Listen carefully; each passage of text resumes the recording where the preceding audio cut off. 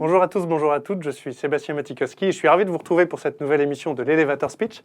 Alors vous connaissez le principe, une société vient se mettre toute nue devant nous et aujourd'hui c'est la société SafeCode. J'ai le plaisir d'accueillir Christophe Meunier-Jacob. Bonjour Christophe. Bonjour Sébastien. Alors on va discuter de SafeCode, j'aimerais que vous puissiez nous récapituler en 3 minutes ce dont il s'agit. Alors SafeCode est une entreprise qui date de 2012, on a un peu plus de 3 ans d'existence maintenant et nous sommes éditeurs de logiciels spécialisés dans l'édition d'applications mobiles d'assistance à la conduite et également dans le traitement de la donnée d'usage automobile, Big Data, qui est en fait notre deuxième activité et une activité qui sous-tend la première. Alors si je comprends bien, vous collectez de l'information sur la manière avec laquelle on conduit ? Exactement Sébastien. Et vous la revendez, vous la traitez, vous l'analysez ? Aujourd'hui on la raffine, on l'exploite et on la revend à nos clients qui sont nos clients entreprises et qui disposent de flottes automobiles de plus de 150 véhicules et qui achètent nos solutions pour accompagner leurs conducteurs à avoir un comportement plus éco-responsable et plus responsable sur la route. Alors, qu'est-ce qu'on recueille, par exemple, comme données, la vitesse ? Alors, notre solution recueille la vitesse de manière assez précise, puisqu'en fait, on fait un recueil du vitesse toutes les secondes. Okay. Et ce recueil du vitesse toutes les secondes, avec un seul capteur qui est le GPS, nous permet en fait ensuite de décliner ces données de vitesse en termes d'accélération, de décélération, d'intensité, de régularité de vitesse, dans tout un tas de domaines. Le premier domaine qui intéresse l'entreprise, c'est les coûts carburants. Le deuxième domaine, c'est les émissions de carbone, les émissions de polluants. Et enfin, c'est l'entretien du véhicule et la sécurité du passager. D'accord. Est-ce que ces informations sont suffisamment confidentielles pour qu'on ne puisse pas venir me rechercher, moi, conducteur, sur un excès de vitesse ? Alors, les informations sont confidentielles puisqu'elles sont propriété de l'entreprise. Et c'est une démarche volontaire. Nous n'imposons absolument pas l'application à l'ensemble des salariés. C'est l'entreprise qui propose l'application aux salariés. Et les salariés qui décident de le faire ont déjà normalement une démarche éco-responsable et une démarche qui va les inciter à faire encore mieux chaque jour. Et qu'en est-il en fait des données qui sont par exemple recueillies par AXA ou d'autres assureurs sur justement le fait de mesurer la conduite et d'ajuster des primes d'assurance en fonction ? Alors ça, c'est un business qui est en train de se développer. Dont vous pourriez faire... Dont nous sommes partie prenante aujourd'hui, puisqu'en fait nous travaillons avec des assureurs sur certains sujets. Mais c'est clairement en fait un business qui est en train de développer, qu'on appelle le UBI, Usage Based Insurance, ou le Pay How You Drive. Donc le Pay How You Drive, c'est vous payez une prime d'assurance en fonction de votre comportement de conduite, et non plus en fonction d'une distance réalisée sur une année par exemple. Alors, qu'est-ce qui compte dans ces sujets-là ? Moi qui suis consommateur indirect de vos solutions, ou en tout cas contributeur, c'est le fait d'être le plus linéaire dans sa conduite ? Alors, ce qui compte, c'est les à-coups ? Ce qui compte, c'est l'anticipation. Donc, si on résume en un mot, c'est savoir anticiper, c'est se rappeler qu'il faut toujours anticiper en voiture, que ce soit à l'accélération comme à l'arrêt. Ça nous permet d'économiser énormément, non seulement en carburant, mais également en usure du véhicule. Et ça nous permet aussi de gagner du temps, paradoxalement. Donc ça, c'est un élément qui est en fait la base de notre solution, qui est une base de solution sur un algorithme qu'on a développé, qu'on a déposé, qu'on a publié en termes de brevet, puisque c'est un brevet européen aujourd'hui qui protège notre innovation, et qui nous permet donc de fournir ce service à l'ensemble de nos clients. Donc la solution disruptive de SafeCode réside dans un algorithme que vous avez déployé, que vous avez développé prioritairement, enfin préalablement, et cet algo en fait permet de tirer de la donnée de la vitesse, du coup une note comportementale. Voilà, donc notre algorithme est un algorithme d'analyse du comportement conducteur. D'accord. Et on en décline un scoring, une note comportementale, comme vous l'avez très bien dit, qui est en plus de ça exprimée sur le grand public, puisqu'en fait on a une solution grand public qui s'appelle EVER, E-I-V-E-R, qui démontre finalement notre solution. Et donc ce scoring est converti en points de récompense, en cadeaux, en remise sur des produits éco-responsables. D'accord. Donc cette solution est une solution aujourd'hui qui est déployée sur l'ensemble de l'Europe, en anglais et en français, qui comporte plus de 35 000 téléchargements aujourd'hui et qui est utilisée par donc tout un tas de conducteurs, que ce soit conducteurs de véhicules d'entreprise ou pas, ou de véhicules neufs ou pas, puisque la solution que nous proposons est une solution non connectée au véhicule. Elle est donc compatible avec l'ensemble du marché. Ce il faut dire qu'il faut avoir pour seule base d'équipement un smartphone? Un smartphone, Android ou Apple, et un véhicule. D'accord. Alors ça, c'est sur la solution que je commence à bien comprendre maintenant. En tout cas, je comprends ce que vous faites. Quel est le marché dans lequel vous évoluez? Alors nous, on est dans le marché des systèmes d'assistance à la conduite, ce qu'on appelle dans un acronyme un peu bizarre ADAS, Advanced Driving Assistance Systems. Ce qu'il faut que tu saches, c'est que ce marché est le marché qui a le plus de croissance dans le monde automobile aujourd'hui. Donc l'activité automobile est tirée par ce marché-là, qui est un marché qui a commencé avec des solutions constructeurs ou équipementiers embarqués dans les véhicules. Par exemple? Non, avant la géolocalisation, on a eu tous les systèmes de type équipement ABS, ESP, enfin tout ce qui assiste la conduite et tout ce qui assiste la conduite d'un véhicule. Ça, c'est ce qu'on appelle la première génération des ADAS hardware, intégrés en première monte dans les véhicules. Après, on est passé à une deuxième génération de systèmes d'assistance à la conduite sur des bases de boîtiers écrans qui sont vendus effectivement par des tiers et qui proposent des solutions de navigation ou des solutions d'alerte de zone de danger. Donc on a aujourd'hui effectivement dans ce marché-là une dizaine de gros acteurs au niveau mondial. TomTom, Coyote, voilà, exactement. Donc c'est un marché qui est aujourd'hui un peu en perte de vitesse parce qu'il y a de moins en moins de marchés pour acheter un équipement hardware complémentaire à mettre dans une voiture. D'ailleurs, tous ces acteurs-là ont shifté vers le soft. Et tous ces acteurs-là sont en train de shifter vers le soft, effectivement, et sur l'applicatif smartphone. On a tous aujourd'hui un smartphone qui est en fait un super ordinateur, multicapteur, multicalcul, connecté en permanence, qui peut réaliser, avec écran tactile, qui peut réaliser l'ensemble des fonctionnalités et beaucoup plus que ce que les boîtiers proposaient auparavant. Tout à fait. Et donc effectivement, on parle de cette troisième génération d'ADAS, logiciel dans lequel nous sommes complètement intégrés et où nous évoluons aujourd'hui. D'accord. Donc dans ce marché-là, donc c'est un marché en fait, en tout cas, que tu adresses sur cette thématique en fait de la mesure qui est en croissance lui-même. Alors c'est une thématique qui réglementairement est peut-être même en train d'être encadrée. Alors, la réglementation consiste aujourd'hui, effectivement, concerne précisément tout ce qui est assistance zone de danger. Oui. Et il y a une réglementation qui arrive aujourd'hui, effectivement, dans les pays européens, qui est l'utilisation du smartphone dans la voiture. On commence à avoir des restrictions d'utilisation de smartphone dans la voiture, notamment dans le téléphone. D'accord. Donc, effectivement, c'est un marché qui est en train de se réglementer. On a un gros avantage, c'est qu'avec une solution comme Ever, on ne fournit pas de raison de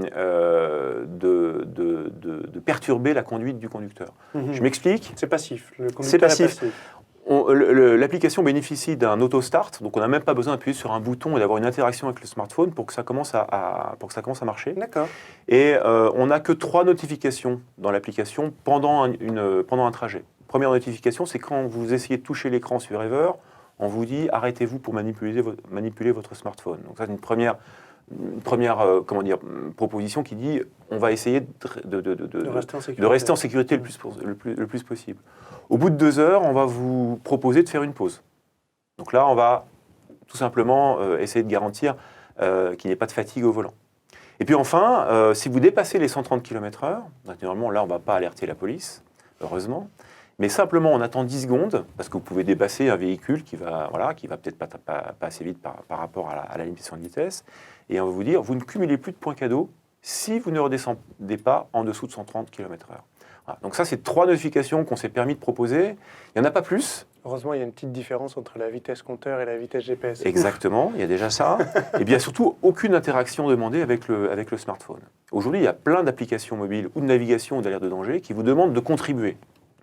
Et contribuer en disant je confirme qu'il y a bien une zone de danger à un endroit précis ou j'infirme parce que je ne l'ai pas vu.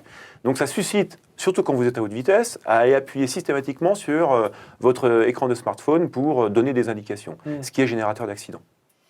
Alors là, on évoque en fait le mapping concurrentiel. Est-ce que sur votre créneau précis, il y a sur votre segment précis, il y a d'autres compétiteurs? Alors aujourd'hui, les compétiteurs que nous avons dans le scope sont des compétiteurs américains, qui sont sur leur marché et qui équipent des solutions smartphone plus boîtier connecté. Alors qu'est-ce que c'est que ce boîtier connecté? C'est un boîtier qui se branche sur une prise diagnostique normalisée que l'on trouve dans tous les véhicules, à un endroit bien précis, et qui permettent de récupérer des informations directement du tableau de bord véhicule, notamment des informations de vitesse, tour de roue. Ça, nous ne le faisons pas, et nous le faisons uniquement à la demande de nos clients entreprises. Pourquoi les clients entreprises peuvent nous demander un boîtier? c'est pour garantir l'exhaustivité de la mesure et la précision de la mesure. Parce qu'effectivement, si nous passons sous un tunnel sur une base smartphone capteur GPS, on n'a plus de signal. Et là, on est obligé en fait de lisser le signal entre l'entrée tunnel et la sortie tunnel. Donc ça, c'est quelque chose qui répond à un besoin de mesures exhaustives et précises. Voilà. Donc ça, effectivement, sont des acteurs qui existent aujourd'hui sur le marché. Il y a une dizaine d'acteurs sur le marché américain sur ce genre de choses. Ce n'est pas encore très, très, très développé en Europe. Pourquoi ? Parce que la norme OBD, qui est en fait la fameuse prise diagnostique, n'est pas une vraie norme en Europe. C'est une norme hardware, mais pas software. Ce qui n'est pas le cas aux US. Alors, ça a des intérêts, puisque ça ouvre le marché à tout le monde. Ça a des inconvénients, parce qu'on peut hacker les véhicules. Je comprends. Et donc, effectivement, aujourd'hui, en Europe, on ne peut pas le faire. On ne peut pas hacker les véhicules, ce qui fait qu'effectivement, un business uniquement basé sur un boîtier n'est pas forcément un business qui est déployable sur l'ensemble des marques et des modèles et des pays. Alors, quelle est l'ambition sur votre... Alors, notre ambition, c'est d'atteindre 200 000 téléchargements sur l'application Ever grand public d'ici mars 2016. Donc, c'est une ambition affichée et assumée, où on doit faire beaucoup d'investissements marketing d'ici là. C'est du B2C, donc il faut faire... Absolument, pour pouvoir atteindre effectivement cet objectif. Alors, la démarche B2C n'est pas une démarche rentable pour nous aujourd'hui. Notre business model B2C n'existe pas encore. C'est en fait une démarche de notoriété qui nous permet ensuite d'aller adresser des marchés d'entreprise. Moi, je viens du monde numérique, du monde de l'informatique d'entreprise, justement, où on sait que des technologies adoptées dans le grand public arrivent ensuite dans l'entreprise, de manière très très forte. Ça s'est vu dans la téléphonie mobile, ça s'est vu dans l'email, ça s'est vu dans dans les smartphones, ça s'est vu dans tout un tas de domaines. Et donc, on est convaincu du fait que si on convainc, et on est en train de le faire, le grand public d'utiliser nos outils, ils seront ensuite utilisés dans l'entreprise. On reviendra tout à l'heure sur la levée de fonds, j'imagine que vous êtes en train d'adresser, mais est-ce qu'avant ça, vous pouvez me parler de l'équipe ? Oui. Quelles en sont les composantes et surtout, quelles sont les expertises que vous adressez en fait, pour qu'on soit à peu près bien sûr que demain, en mettant un petit peu de sous, ça puisse encore plus décoller. Très bien. Alors, l'équipe est composée déjà de 4 fondateurs, j'en suis un. Je viens moi-même du monde, comme je l'ai dit, de l'informatique d'entreprise, une carrière de business développement chez Sun Microsystems Oracle, puis ensuite chez Siemens Enterprise Communication. Donc, j'arrive avec des compétences dans le domaine Internet, dans le domaine numérique, et également des compétences en termes marketing et business développement. Et mon associé principal, Stéphane Hipperon, lui vient du monde de l'automobile. Donc ça tombe bien, puisque tout seul, j'allais avoir un peu de mal. Et surtout du monde de la data, puisqu'en fait, il est diplômé ISUP, donc en fait, il est data analyst et data scientist. Ça fait partie de notre démarche et de notre business, en fait, de fournir ensuite des données d'usage au marché, raffinées et exploitables. Donc c'est vraiment, voilà le socle en fait de l'entreprise. 2 autres associés, Béatrice qui s'occupe de la partie finance, et Joël qui s'occupe de la partie énergie, qui est un lobbyiste dans le monde de l'énergie, puisqu'en fait les partenaires et clients dans le monde de l'énergie sont très très sensibles à adopter des attitudes éco-responsables. Alors, on en parle beaucoup en ce moment, et donc nous aide aussi à c'est vrai, depuis avancer la COP21, on s'est focus sur ces questions. C'est un peu l'information effectivement qui prime aujourd'hui. Plus donc 3 personnes qui sont dans nos équipes qui développent sur la partie iOS, sur la partie Android, et naturellement sur la partie développement web. En interne. Oui. Aujourd'hui, développement en interne, ce n'était pas le cas il y a quelques mois. Mais aujourd'hui, c'est le cas. Et donc, on a besoin de renforcer l'équipe aujourd'hui sur la partie marketing, puisque nous n'avons pas encore de community manager interne. Nous travaillons avec des freelances. Donc, effectivement, des gens qui vont pouvoir nous assister sur la partie communication, développement marketing et business développement sur la partie B2B. Ok, donc ça c'est très clair. Merci. C'est important de savoir que vous êtes déjà 4, ce qui est déjà, en termes d'actes fondateurs, est déjà beaucoup plus partagé et potentiellement plurivalent, pluridiscipline. Autre point que j'aimerais bien, si vous en êtes d'accord, aborder, c'est la question du modèle économique, pour savoir ce qui vous fait bouffer aujourd'hui et qu'est-ce qui vous fera bouffer demain. Alors, ce qui nous fait manger aujourd'hui ou bouffer aujourd'hui, c'est notre business B2B. On a déjà développé et déployé 3 clients en B2B, 750 véhicules déployés. Donc, on a signé déjà 3 contrats clients entreprises. Un véhicule, ça rapporte quoi, par exemple ? Ça rapporte quoi un véhicule ? Alors sur un prix moyen, c'est 10 à 15 euros par mois et par véhicule. D'accord. Système d'abonnement ? En mode SaaS, oui, abonnement SaaS. Sur une périodicité de ? Sur une période de 12 mois. Tacitement renouvelable. Tacitement renouvelable, absolument. Ouais. C'est minimum 12 mois, hein, donc on ne fait D'accord. pas moins, sauf sur des phases pilotes où on peut déployer 10, 20 véhicules sur 3 mois. D'accord. Donc 10 euros, ça, vous avez dit à peu près? Oui, 10 à 15 euros. On a une gamme, en fait, on a une offre avec 4 gammes. On commence à 6 euros et on finit à 15 en fonction du nombre de tableaux de bord du gestionnaire de flotte et du type d'équipement, si c'est smartphone ou si c'est boîtier. D'accord. Ok. Bon, bah, donc ça, c'est très clair, c'est la première source de revenus. Demain, j'imagine? C'est la première source de revenus, c'est notre moyen aujourd'hui de nous développer. Deuxième source de revenus, c'est Analytics et Inside. Alors, je parle un tout petit peu de nos marques. Bien Ever grand public, Voilà. donc gratuite aujourd'hui, notoriété. Ever Pro entreprise, ce qui nous fait manger aujourd'hui. Demain, Ever Inside, l'intégration de notre algorithme. On garde le moteur, on change la carrosserie pour l'ensemble de l'écosystème automobile. Alors, qu'est-ce que c'est pour nous l'écosystème automobile? C'est toute la chaîne de valeur de l'auto pour un automobiliste. C'est auto-école, formation, c'est assurance, c'est pétrolier, c'est constructeur, loueur longue durée, loueur courte durée, concessionnaire d'autoroute, de parking, entretien, pneumaticien, contrôle technique, etc., etc. Donc tous ces acteurs-là ont de près ou de loin un besoin de faire de la relation conducteur personnalisée avec des outils qui peuvent leur fournir des informations intéressantes et utiles pour leur business. Et typiquement aujourd'hui, on est en train de travailler justement avec certains de ces acteurs pour adapter notre algorithme, adapter notre application mobile ou notre système pour l'intégrer dans les outils existants en marque blanche. Donc ça va être effectivement une source de revenus importante. Pourquoi? Parce que là, on ne parle plus de 150, 250 ou 300 véhicules, on parle de 10 000, 20 000, 30 000, 200 000, 1 million. D'accord. Voilà. Et là, on travaille sous licence et sous prestation. Ok, marque blanche, voire marque grise. D'accord. Absolument. Le montant de la levée de fonds? Alors, le montant de levée de fonds, entre 470 et 550 000. D'accord. On a déjà réussi donc, une première petite levée de fonds Business Angel. C'est ça, c'est là, c'est l'année notre dernière. Deuxième Absolument. moyenne. C'est notre petite deuxième levée. tour de Voilà, table, voilà. complètement. Donc on est aujourd'hui, alors je vous ai parlé des 4 associés fondateurs, nous avons accueilli 6 nouveaux associés il y a encore 2 mois. Donc voilà, donc on est aujourd'hui 10 associés, Business Angel, avec des petits tickets aujourd'hui. Mais donc pour pouvoir atteindre effectivement notre objectif de 200 000 téléchargements, plus notre deuxième phase de R&D qui commence maintenant, il faut qu'on investisse pour moitié, par rapport au montant que je vous ai donné, pour moitié en marketing et en community management. Donc ça, c'est vraiment le poste le plus important. Ouais, mais, bien sûr. je vous apprends rien, c'est malheureusement le poste qui coûte le plus, qui est rarement financé par les outils d'accompagnement de R&D. Voilà.